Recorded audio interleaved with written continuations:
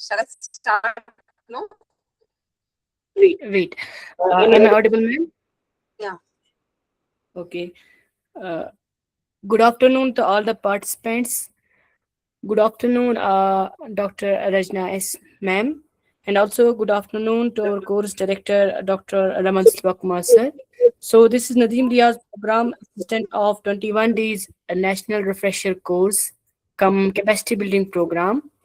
So today's afternoon lecture is integrated pest management in horticultural crops recent advances. And the lecture will be delivered by Dr. Rajna S, who is a senior scientist at the Division of Entomology, ICAR, Indian Agriculture Research Institute, New Delhi. She has generated significant contributions to understanding resistance mechanism in brown plant hopper and whitefly, developing drone-based insecticide application technologies, and evaluating eco-friendly botanical formulations. Her work on hyperspectral remote sensing has enabled rapid non-destructive detection of pest infestation, supporting precision crop protection. She is actively involved in the All India Coordinated Rice Improvement Program, AICRIP. She has published over 40 peer-reviewed research papers and has contributed to 7 book chapters and guided 3 MSc students. Thank you very much. Now I request Dr. Rajna S. Ma'am, please start your presentation. Thank you for the introduction. Am I audible? Yes, ma'am. Actually, Yes, it ma'am. is raining heavily here, so I don't know whether some Okay. issues. Team, right? You are in CPCT. Ma'am? You are Ma'am? presently in Jammu and J&K, right? Yes, ma'am. Yes, ma'am. Yes, ma'am. Kashmir. Thank you. Thank you. So I hope the participants Okay. are basically of in the research and other academic research, and whose Yes. today things are related to the research activities and all. Yes, ma'am. So we are I'm Rajna. I'm a senior scientist at Division of Entomology on insect toxicology. That means I don't know about how many of you know much more about entomology. Means I'm an entomologist. In that, I basically deal with the insect toxicology and insecticide toxicology. We can say newly ones, the older ones, whatever it is, how it is used, how, and then now also working on the insecticide resistance and its mechanisms, including the molecular mechanisms and all. I am not a horticulture person. I am a person of a field crop, but because of my expertise in the insect toxicology and integrated pest management areas, so I have been I'm giving this lecture. And the topic of this today is integrated pest management in horticulture crops, which are and I'll only be dealing with the recent advances and in the something which is happening in India or outside. What are the recent advances which we are in all the recent advances happening, and what we can adopt, what India can adopt, adapt, and all those kind of. When we see into the horticultural ecosystem, this horticultural ecosystem, the use of insecticides are very high. So I can say use of pesticides are very high. Earlier it was like cotton. The use of pesticides goes like cotton, rice, then vegetables. Now, since the cotton has been removed from our list because of the BT cotton emergence and the cry 1 and the cry 2 BT Bolgot 2 also has come. Because of that, the horticultural crops are in the second position in consuming the pesticides. So what could be, you all know that most of them would be a horticulturalist, I know. So you know that horticulture is beauty sign. Why? Because horticultural crops, the products which are coming out of that one are very, we can say that beauty conscious things. Like if the carrot is not good, like if a spot is there on the carrot, we can easily identify is spot there, right? So we also, when we search for our fruits and vegetables, we also will search for the things where which is good looking. That's what. So crops having zero cosmetic tolerance, we can say, because we cannot afford any kind of disease pest in horticultural crops because of the products get value diminishing. It will value get reduced. Because of that, we are in that manner. It will go. And high per hectare return, always the farmers will always think what they will think is that I want for the pesticides, the gain of mine is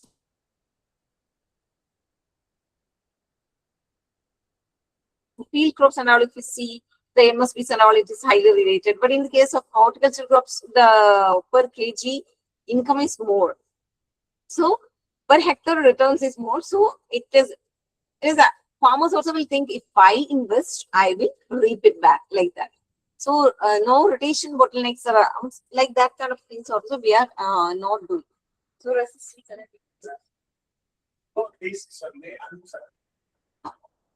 resistance development of and all together, if we see, we cannot use that much insecticides or pesticides in the horticultural crops also, because we know our horticultural products are having high export value. When the high export value is there, then the MRL and all will also come into play. MRL, I think you know that maximum residual limit for a particular pesticide in other countries. You might have heard of basmati rice coming back because of the high MRL limit. European Union, then the MRL limits are very low compared to our MRL limits. So at what point what happens is goes there, it will come back so that our products will not be taken by them. So our revenue will not be there. Like residue detection in crops will be an issue if we are using this insecticides much more. And also resistance development, that's what my area of work also, like resistance development in different crops. It will be insecticides will be there, so that once we are once a crop, once a pest which is being controlled by a pesticide will not be getting controlled by the pesticide same dose in the in future. That is what insecticide resistance development sees there. So these are the issues: resistance, residue, all the three. We will say 3 R's of insecticides, right? So what can be the solution? What we will do? Of course, we will always go for integrated pest management. We'll everybody we will say, okay, you go for integrated pest management. These are all the things which has to be done. You cover the fruit, you cover the vegetables. What you do, you apply neem oil, you apply this, and at the last resort, you apply chemicals. In fact, how many farmers are following that? We also do not have any count, because all the resorts which we are saying for this particular things, if we are only applying one thing, it will not be helping. We have to apply these methods one by one in the field conditions with proper monitoring in the field. So we can see that there are maybe two methods we can do with this: preventive or prophylactic methods, and curative means insect or pest has come. After that, what we can do, that is a curative method.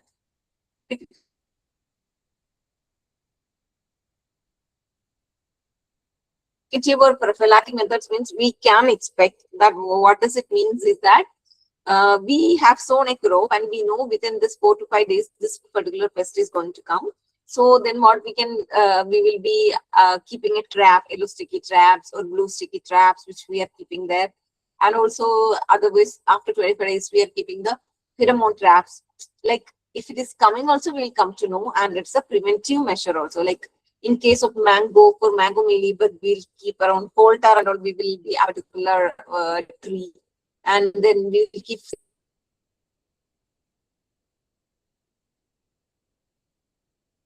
between trenches in between one field to another, so that hairy caterpillars won't move All those things are examples of together, means many integrated pest management methods together. So when we start any crop, the identification of that particular IPM for a pest, we normally do IPM for a crop, because we cannot do each pest if we are seeing, it is very difficult. Expect it to come in that particular region.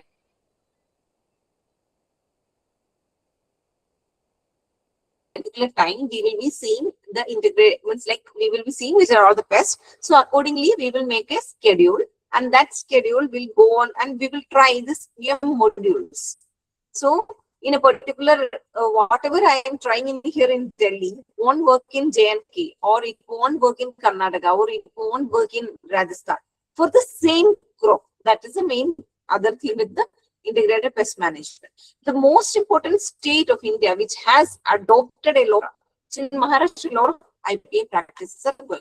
So identification of the pest which is causing the damage, that should be that is very much important. So what are these IPM practices? Like, what are these IPM things?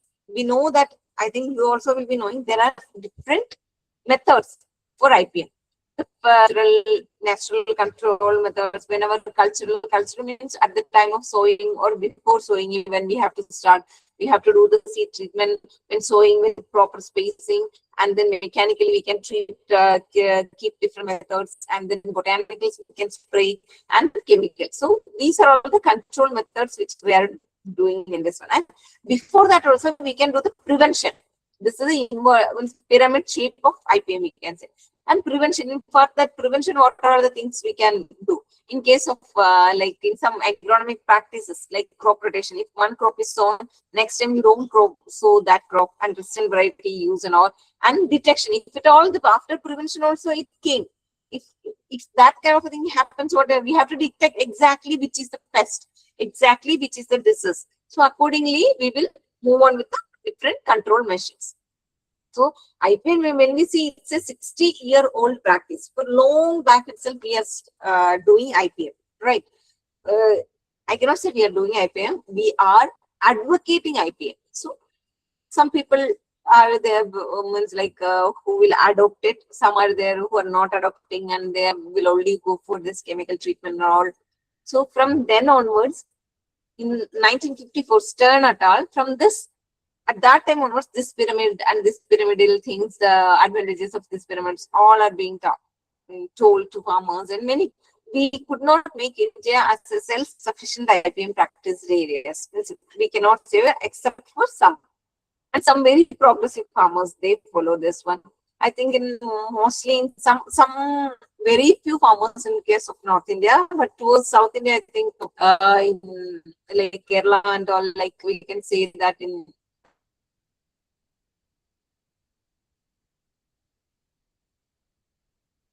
mostly the use of chemicals, to reduce the use of chemicals, we advocate things. And in case of Rajasthan and all, they find that in case of, that date palm and all are highly used in, it's highly grown now in the Jodhpur areas of Rajasthan and all. They're also, they want to reduce the use of pesticides. So those kinds, and they were asking, of course, not to us, many people who are listening this one also will be getting a lot of calls and all from farmers for this. And so here, that also, even though it's a 50-60-year-old practice, also cites the increasing use of pesticides. Global pesticide use has continuously increasing, and chemical control is the most trusted one, like that. Like the farmers are getting, like farmers are taking it as the most common thresholds are also we have to develop. So integrated pest management, when we see that chemical, as we have seen, chemicals should be the last resort. In that case, what we have to do means like we have to avoid, then we have to sample them, how many insects are there. If the insect numbers are outnumbering the economic threshold level, then only we should go for it and identify which is the pest, and what are the management measures which we have to do. So for that, we have to go for routine inspections. and we have to use different kinds of traps. That is, the trap use of trap is one of the mechanical control method. Sticky and light traps and pest, and then we can even keep a pest logbook and species of insects which are coming and everything in my class. You are the boss of your, like, in case into farmers, we can say that they are the boss of their field. So they should be knowing what is happening in my field, which pest has come when, and when the pest come, say, then what was the environmental changes, whether the last week it was raining, whether after the rains it came, or after the rains the population reduced, and when the temperature was high, what happened. So you are the boss in the your own field. So at that time, what we should be knowing the pest dynamics in that field. So at that time, non-chemical methods also we can impose on that field.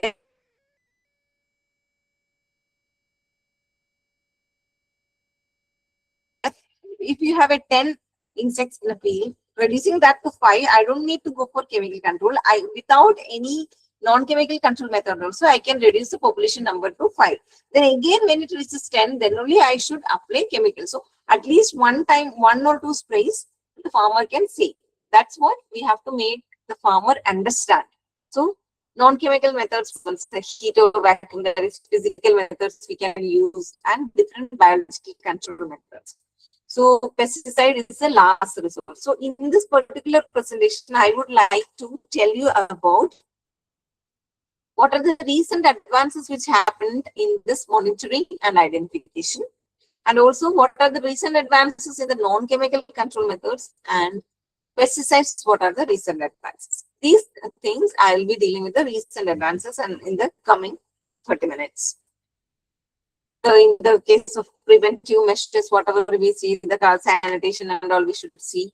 And you should see when to manage the pests, that is monitoring, scouting, trapping, all those things we can do. And for this area, we are having new methods. So in case of scouting, sampling, and early detection, these are all the normal methods followed. Like those are in the protected cultivation of horticulture. So these are the things, these are the protected cultivation where we are keeping like traps, different kinds of traps to make the insects fall, understand whether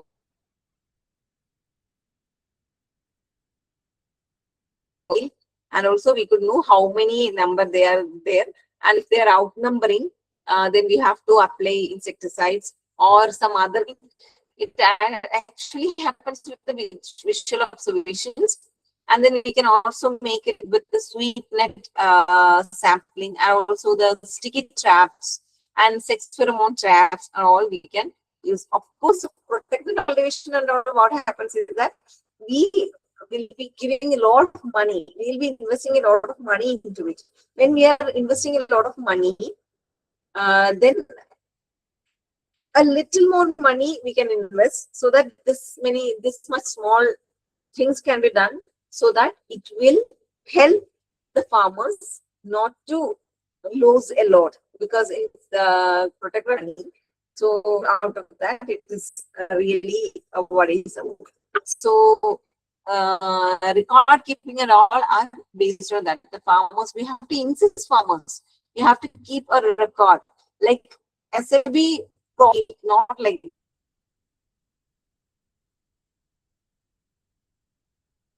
I sown crop and July I got this pest. Oh, what kind of fly it was? It was a butterfly, or it was a moth, or it was a thrips, whatever it is. It was a one thrips, aphids, whiteflies, like that, like that. If they can at least say whether they are the sucking pest or the chewing pest, it will be very beneficial for the people who are working on it. Like they will only call us and ask what are the things, and we will ask them the photo, what is it. So then only we'll identify what. So this is what I told. This in the earlier things we have mentioned about different kinds of monitoring methods and their biological control methods and all. What are they? So if what are the advances which happened with that one? So first one is this automated surveillance. Automated surveillance means monitoring, we can say. Sorry.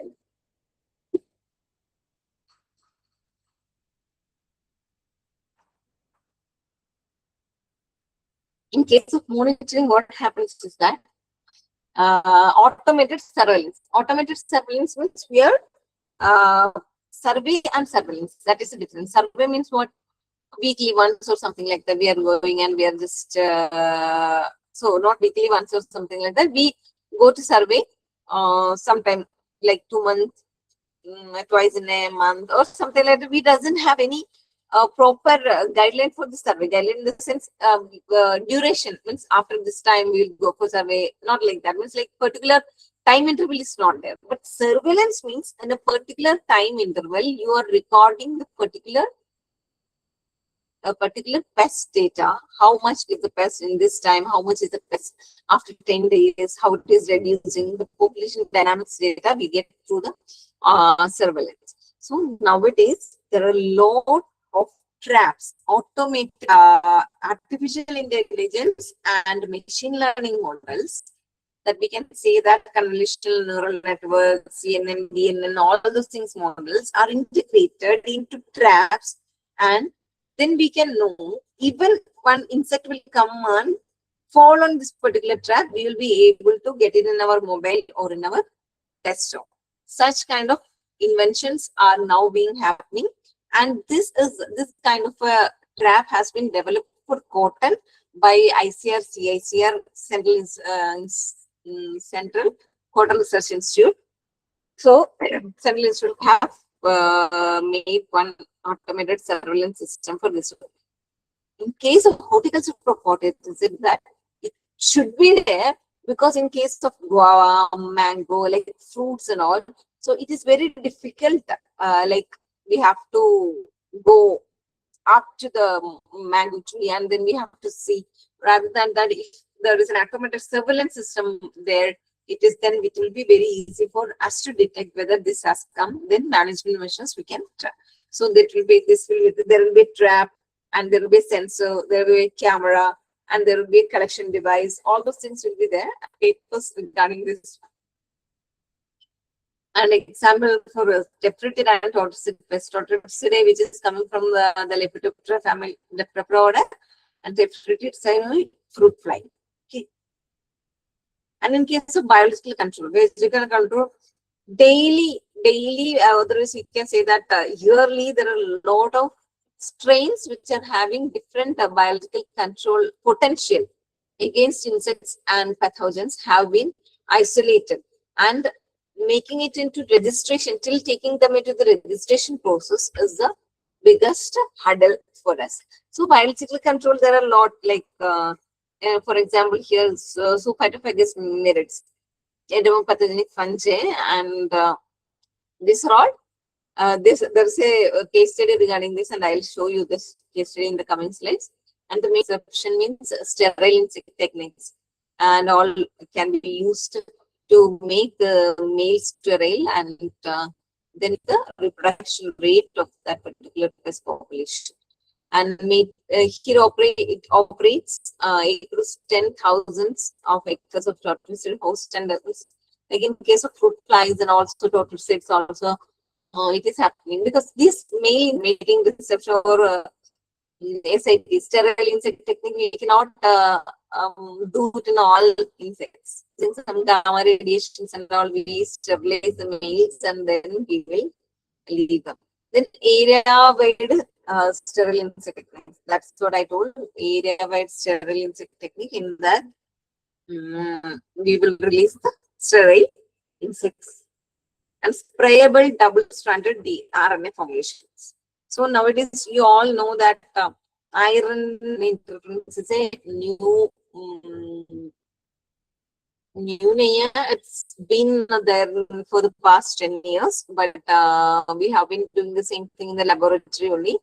But now we have come up with a product of this RNAi in European Union. So it is like we are also going to get new products related to this RNA interference technology which can be, there are some problems in the guidelines. That is the only thing. Like it can be considered as pesticide or it should be considered as biopesticides, because these kinds of things are already existing. Okay. So it has crossed the regulatory threshold in 2023. And now we are establishing a pathway for sequence selective pesticides. So these are the major things which are the recent developments. So why these things, in the case of horticulture ecosystem, what is the main thing is that the changing pest problems is mostly due to the invasions of pests. So, you know, a lot of pests are getting invasive. So the most, everybody will be knowing the 2018 invasion of Spodoptera fungipeda, that is fall armyworm in maize. So this form, since we are doing with the horticulture crops, I will tell you one insect which has been invasive from other tomato pinworm. So, and speed of trade in fresh produce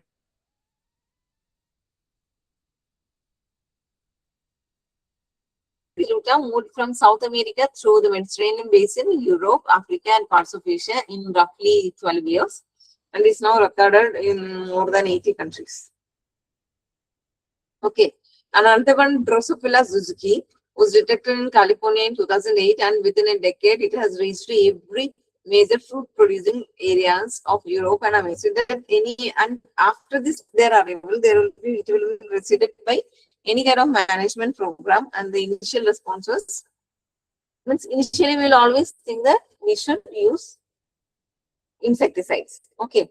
In case of India, there was a papaya mealybug was there. Okay. Earlier it was not there. Pheinococcus papaya, that was the name of that one. So after that, it was very, all the papaya plantations across the country was being affected. So at that time, management measure which has been taken from the country of origin of the particular pest was the biological control method.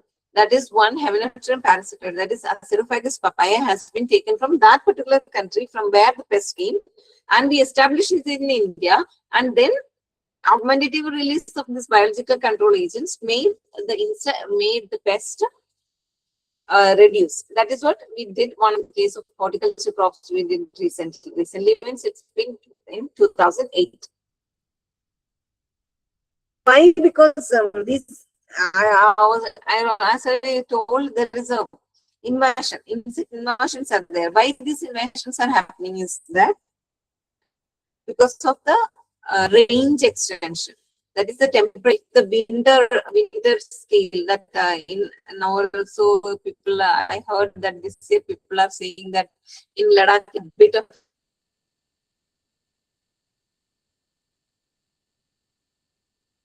that is very evident. That range extension, that is range is how much at 2 degree, 1 degree increase, that also will cause a great change in the the areas like Ladakh and all, and also in our place also, if it is 1 degree, 2 degree increase, will not be able to tolerate that one. And overwintering survival of the pests and extra generations, because there is a temperature difference, then there is extra generations, and there is desynchronization. Desynchronization means the pest will be there, then pest plant synchronization, then the pest will come at some other time. At that time, if the whole life cycle of the pest won't be there, then the pupa will be dormant, and then after next crop season, it will come. Like many things are related. So these are all the climate change aspects are also there, because in case of the invasions of the pest, which we can use, but because we have that climate scenario predictions are there. With that, we can predict the pest predictions also, number of pests also. So like that we can. So when we were talking about the detection and surveillance, and then we have like the way for this talking about this invasions, and because of the invasion is that much important, because it can devastate a complete food system of a country.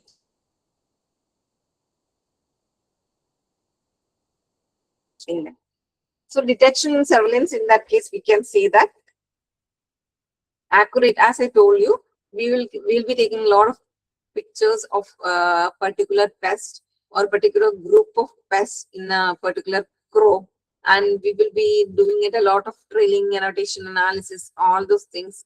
And then what we will get is that we'll make a data entry. It's like these. If this is the, we will feed the, using the AI and ML, we will feed that. If this, so like that, traps will also be made, and the sensors will also be kept on that. So as and when the insect is falling on the trap, we'll be able to know which is the insect which has fallen. This processed images on the trap itself we can get, and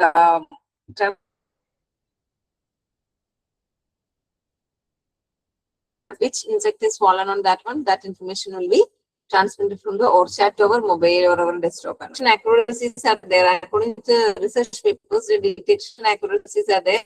Cydia pomonella, that is calling of this apple, it is 99%, and then for 6 protected pests, including whitefly, aphids, and all, it was 90. So this was till 85, that is human operators. Yeah, this is a good number. That is the accuracy more than 90. So this kind of technologies we can use in the field. So this is one of the paper which division, that is Chakravarti et al., that is smart agricultural. Deep learning was used, deep learning and the ML, and they have used YOLO V5X model, and then you have detected different kinds of pests in cruciferous crops, crucifer pests and damage. And here see the number of images, that is 6,103, and then it has been divided into 21 classes, and it has been annotated this much, and then the accuracy of the unseen image was around 99.5. That means the work is highly, agreement index of this model is high, that is 99.5. It's not very easy to get. So, but see the number of images which has been taken by the researchers. And we will capture it, annotate it, and the trail using different methods. If a YOLO V5, you can use another one. And then it can be deployed into the AI, this AI, it's like, there is maybe to some software where AI and ML is there, and that can be, that will be there in our mobile phones. Okay. So after that, like rather than this camera, sensors, and all, what better we can do is that. So I told about the weather factors also. If these things are having, this one pest has come, if we are correlating that one pest data with this weather, and we'll be knowing how much pest data will be there for the past coming 7 days. So within the 7 days, we should spray insecticides or not, or we should do that, like that also. We will be able to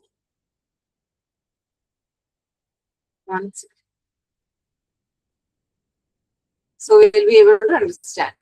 So in the next type of a method which has been emerged now is droplet digital PCR. Now quantifies resistance allele frequencies directly in tree population. That is, we can know whether that pest population is or not, so that we will switch to another insecticide.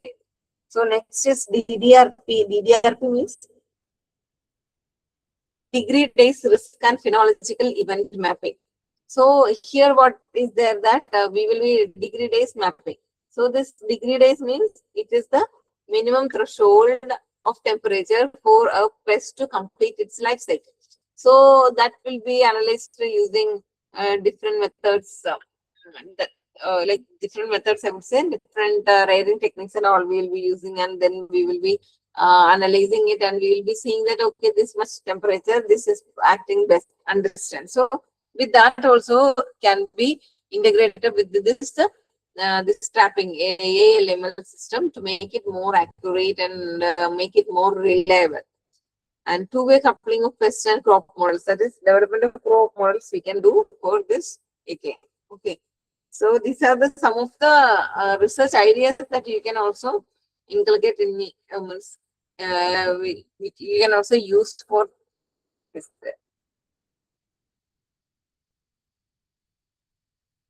So for this is one slide which I would like to show in front of you to know about the different platforms which we have using for pest management, and it is not related to. And here Maharashtra, as I told you earlier, since 2009, Maharashtra State Department of Agriculture has piloted state level e-pest surveillance. Okay, that is crop pest surveillance and advisory project. That is crop SAPS. And Maharashtra Horticultural Pest Surveillance and Advisory Project started in 2011-12. Initially for mango, pomegranate, and banana, it is set to cover around 322,000 hectares.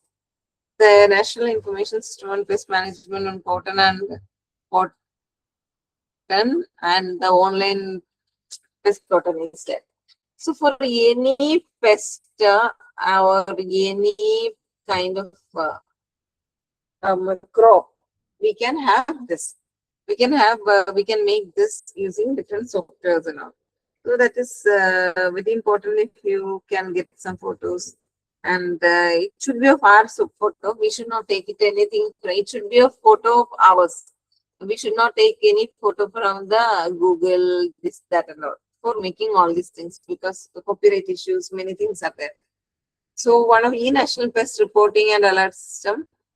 And these are some of the things which the horticultural people can adopt for making their own methods. Okay. So when we see, this is a monitoring, and for monitoring and all, we are telling these things. But in case of a lot of practices which are happening, like botanicals and biopesticide use in this use. So in case of botanical, what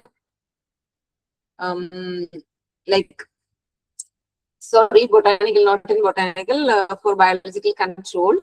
So there is a augmentative release of biological control. Augmentative release means what? We are releasing the insects, whatever it is there, by like after one release, after 20 days, another release, like that we will be releasing, and then we will be killing the particular prey in that one. So here one example is Zoophytophagus myrrhis in protected condition. In horticulture system, myrrhis bug we are using in the protected cultivation. Protected cropping is where augmentative release performs the best. The enclosures retains the released agents and moderate climate. And here there was a high in this paper. What they say is that there is a high incidence of Nestliocorus tenuis. There is a high emphasis that is a whitefly, and the pre-planned release of this Nestliocorus tenuis. Nestliocorus tenuis is the predator, which is a mirrored bug, and this is the fly and all. So that method they followed for particular release of this reduction in number of Nestliocorus. So the timing is very important. The predator reduced pest density only when released before the pest establishment. If all the control measures are like that only. So it is more, so that really I'm saying that monitoring is really very important. So here also there are some things which you have to take taken under consideration. That is the limitations. What is there is that this Nestliocorus tenuis produces necrotic rings and flower abortion when the prey is scarce. And this, rather than efficiency, there is a principal constraint. It is. And Sesamum indicum reduced the necrotic ring formulation with lowering the predation on Tuta absoluta. So companion planting also we can do, so that they will also sit there, and that these things can happen. So next one is guild assembly. Guild assembly means what? It's that some other pest predator also get attached to this one thing. That is what I'm saying. If you have an enemy, both of your enemies, and the enemy of the enemy becomes your friends, no? So like that. So in that case, it is. And use of endopathogens pathogens, when we see microbial agents held about 6% and 15% by 2031. More than 170 fungal strains have been formulated as micropesticides. So under protected cultivation, we use a lot of things like Bury, Bassina, Lucanicilium, Muscarium, Lucanicilium, Lecani, all those things. And Titanicus, that mites all are getting reduced a lot because of this. Maybe Cetaceae also getting reduced. And so these are all very, note that in case of protected cultivation, it is very easy to use this endopathogenic fungus and all, because when we take them into the field, it will be like conidial viability falls under ultraviolet radiation and all. Like it's not, sometimes it may not be that stable. So it is very important that if in control protection areas, we will be able to use it using endopathogens, botanicals, etc. So next, another one recent method which is happening is the use of semiochemicals. Here the mating disruption displaces sprays. So here we will mating disruption will be happening. So here what is that we can for this before disruption and after this disruption of there was a huge difference in the count of the insects. So that is what it says here. And next one method which is emerging nowadays is sterile insect technique, where we'll be mastering the insects, and then what we'll be doing, and the male separation we'll be doing. After separating of the male, we'll be sterilizing the males, and then we will release it into the places. Means we have to take care of all the quality measures, but we will mass release it, and we will wild females, whatever the females are there. And what happens then? The progeny production won't be there. So the reduction in the population of the insects can also be reduced. So these are the different 4 different areas where the sterile insect techniques has become highly successful, with my 73%, 90%, 65, and 91% reduction within 1 or 2 years of the population. So this is very, but the main constraint of this one is rearing. That much insects should be reared, and that much insects should be treated and then released to the place where it is safe. So another one important area which is there is the genome editing and precision guided study. Genome editing, we all know that it isn't that, it has not reached to the field level. It is still in the lab only, genome editing. So soon, actually, we have the genome edited rice, and also we feel that it is very important, and it will be getting very soon about some of the management which are having that genome editing. So I feel so and hope so. And CRISPR is the genome editing method which is used. CRISPR addresses 2 constraints on classical. Once it's an expansion of SIT, we can say. Here the fitness cost of the irradiation and the need, and those are, it's like it will be changing the genome of that particular insect. So the insecticides, the genome editing, sorry, no, not insecticides, the genome editing things which we have, we will get after edited insect, or we can say the edited genome which we get. So from that we will develop a next generation. That is what they are planning. And here there are some examples of Drosophila which is in the mango and all. So there also some techniques they are developing for this CRISPR based genome editing. So next one important thing was the sprayable double-stranded RNA. Earlier, before CRISPR, there was like RNA technology, as I discussed earlier, and RNA silencing, which will feel this is not needed for this one. In that case, RNA was used. And here in latest product, which has been the first product which has been commercialized in us on the basis of RNA technologies, Letrona. That registration of Letrona by the US Environmental Protection Agency established the regulatory president of the the transformative RNAi interference technology. And here three are in, if we Indians are not that good at welcoming things. So that is what here also might be happening. We also have a lot of RNA which we will be planning in the coming year to make it into technology. So in 2023, registration of the Electrona by US Environmental Protection Agency was done. Nice, like some compound India should also produce some. We should also create some poems like some of this thing.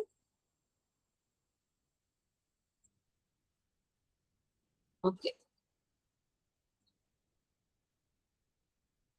So the other thing which these were the major ones which were existing, like the new world pest management tools which will be developed. And host plant resistance, of course, you people know that insecticide resistance are all very beautiful things that we have to do. Host plant resistance, there are a lot of stocks in case of horticultural crops, like in case of mango, in case of guava and all, there are many things. Many good root stocks and all are there, which will be used for the next generation through vegetative propagation and all. Asked what you people do. So here some varieties will be having the constitutive resistance. Some will be having some will be like induced resistance. They will be creating some induced resistance, and then through which that will be used for the further generation and all. So the houseplant resistance is one of the most important areas. Like in case of like mango and all, there are short dwarf mango is the dark mango trees there. 1 year means fruiting mango. New technologies which are coming in the this one. For those technologies which are new, for then also we have to do some of the IPM practices for that one. Okay. Here in constitutive resistance, we can say that we can take some marker resisted selected varieties and all. Marker resisted selection, we can make the better, which one is the better genotype for breeding for insect resistance and all we can do.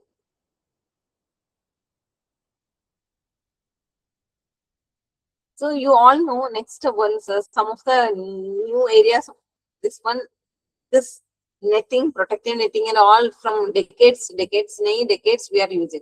So if we can take some durable aerated nets and all, but all those things would be very good to use in the field.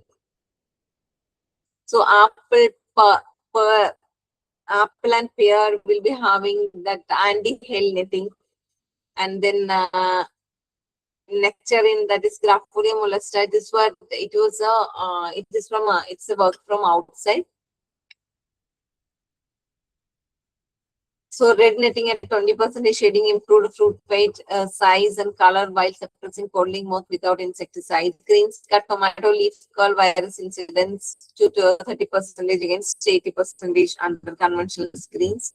So these things also we have to practice. There are other factors of the integrated pest management, not only the recent things which we do. And of course, we have to see the sanitation and all, and also different insecticides. Insecticide formulations are the recent developments in case of insecticides. Or as and then that predator Nesidicorus as discussed in insecticide also, there are some differences. That is, there are some advancements in the formulation science. So here we can say emulsions, cut the dose,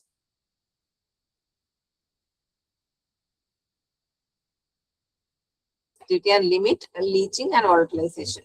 So, and also nowadays there are a lot of botanical pest management strategy things, but they are not having the stability tests and all are not being done. So these are the only small things which are left out for insecticides which are the research work which is going on.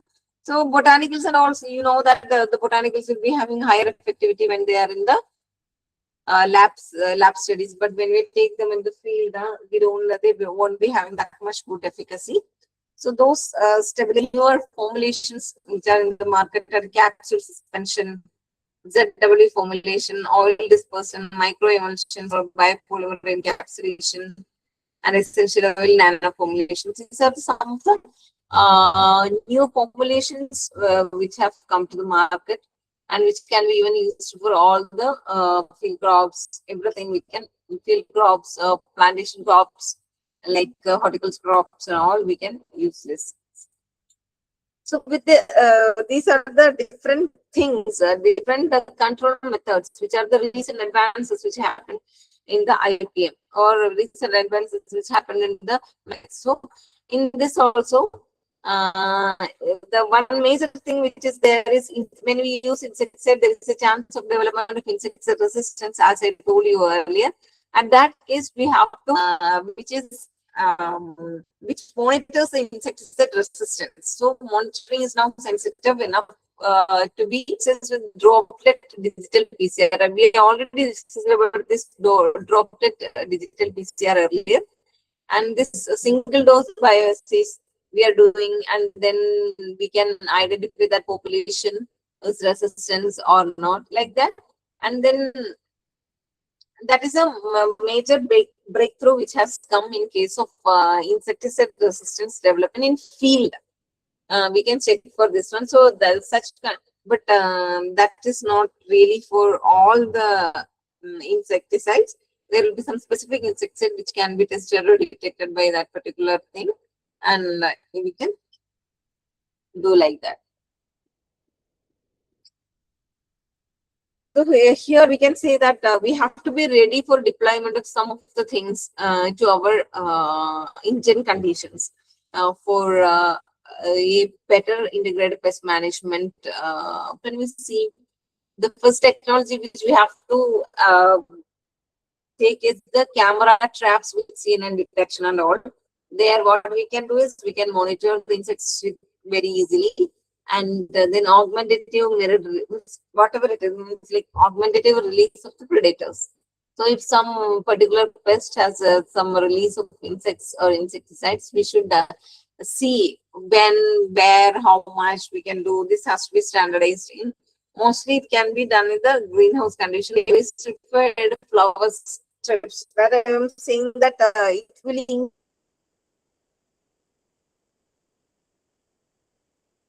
of national enemies.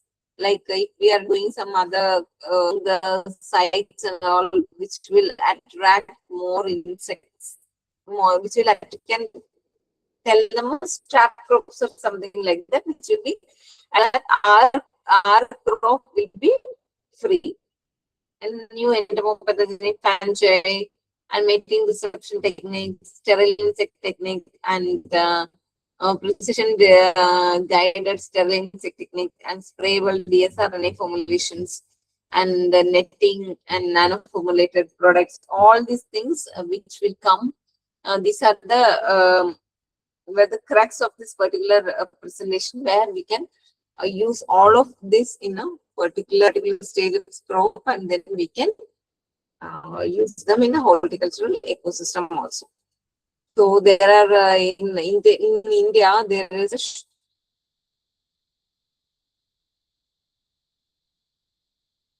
as a nodal agency for work on insect pest management in horticulture crops, and even many other insects, many other areas are also there where many other institutes are also there which work on these aspects. So we hope that we will get at least some 2-3 targets in the coming 1 or 2 years, so that we can make them into the integrated pest management modules of our country.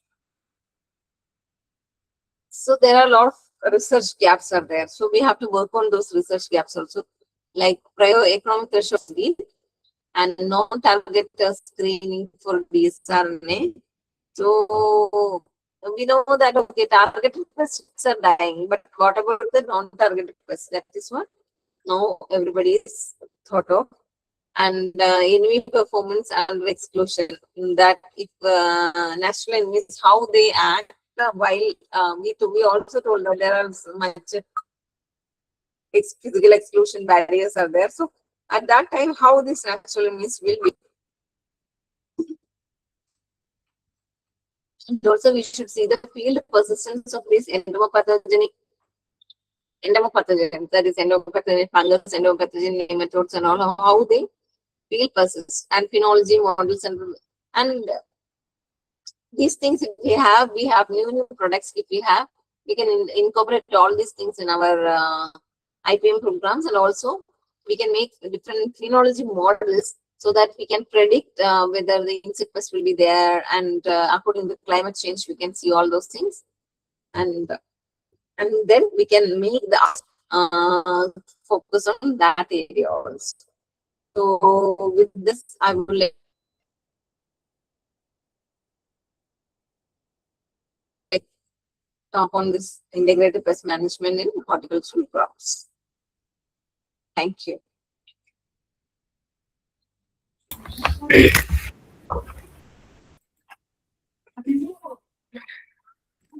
Okay, ma'am. Thank you very much. Now, if anyone having questions, so please write your questions in the chat box, or turn on your mic.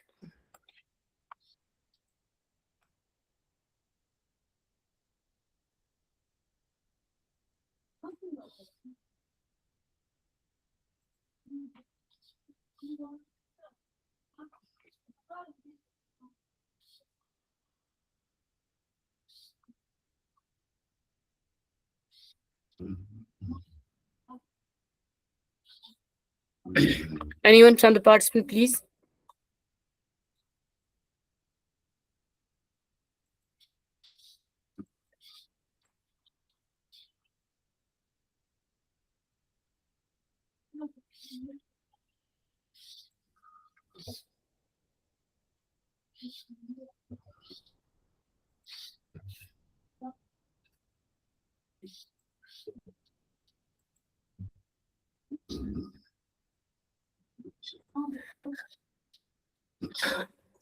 Yes. Yes, ma'am. One question is, What is the ma'am, pest management for thrips in muskmelon in peak summer? उसके बाद क्या था? What was that? What is the pest management for trips in muskmelon in peak summer? Okay. Peak summer में how that you are talking about the regular field conditions. So in that time, what happens is that we can the first mechanical method, if it is a very few in number, what happens is that we can first tap those leaves. They will be mostly under the leaves, so we can tap it, and then after tap, then we'll see that it's highly laborious and time-consuming process. We cannot tap all plants and then do. So the first thing which we can do is that you will be having, you can keep different kinds of traps, like blue sticky traps, and then along with this trap, you can also add some spray, some neem oil, or like Bavaria spray at neem oil 3 ml per liter spray. And if it is high in number, we cannot manage with these things. So at that time, you have to go with peak summer. If it is there, you have to have a very good ploughing of your field before you transplant this, whatever it is, like sow or transplant, because the thrips pupa are found in the soil. So they will be very well, it's like we can see it very properly, and when the crop comes, it will start attacking the crop. It will start laying eggs on the undersurface of the leaves. So at that, so raking of the soil and soil solarization and the soil treatment before this crop is sown are very important aspects which we can follow. And along with that, I told you like also we can keep any kind of sticky traps and all, so that I'm not saying 100% it will come and it will be binding on that. No, it is. Okay, you have followed this one. Have you treated your field? I mean, if you know that if there is thrips infestation, you should surely treat your soil, because it will be there in the soil. And then some other methods like if it is in chili, black thrips and all, the insecticides are only working nowadays. And if you like, if it have a neem oil spray, after that you can have a very good water spray after 2 days, and then you can have an insecticide spray. Insecticide spray also, there are different kinds of insecticides coming up. So like mostly you can use the flonicamid. If you are using, you can use that one, or even you can use the spiromestophen. And even you can use again he has written something, but I am not able to read it. What is the chat box here?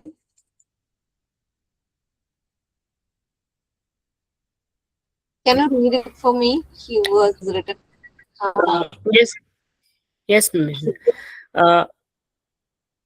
He tells that, ma'am, I have followed yellow sticky, blue sticky chemicals, but there is no results in both watermelon and muskmelon. We are following mulching sheet, ma'am.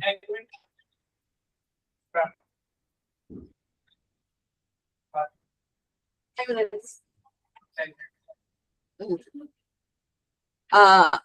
Okay. Okay, you have done those things also, but next time before you sow transplant this thing, you just try it with the soil treatment. So only you do the soil treatment, and then the second method which you have told was you solarizing the field and all, no? Solarization of the soil. Solarization.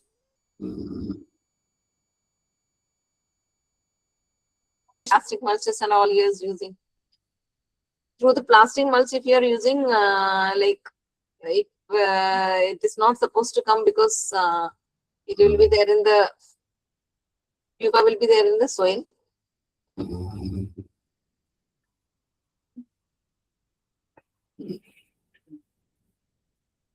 So keep once you try with the insecticide spinosad. Okay, have you tried with spinosad anytime? Actually, it is a green chemistry compound, so it will not harm much. You can 15 days interval, you can give 2 sprays, and then if that again sprays spinosad. Spinosad is a very good chemical for thrips.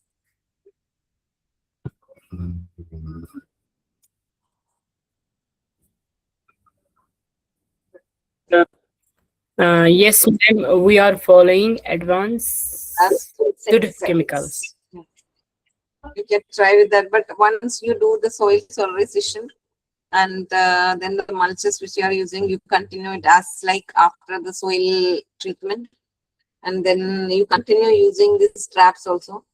And before, as a prophylactic spray, you give any Bavaria spray or neem oil spray like that. And then if at all, then also if the thrips are coming, then you have to switch to chemicals.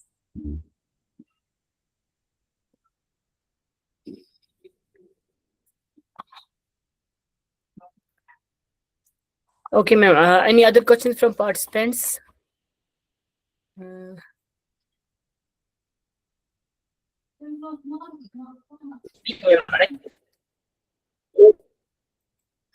Okay, ma'am. I think no more questions. Okay, ma'am. So we should conclude this session. Thank you so much, ma'am. The organizers are thankful to you for taking your time. Very wonderful presentation, ma'am. Very wonderful lecture. Thank you so much. And also thank you all the participants who joined. Thank you, ma'am.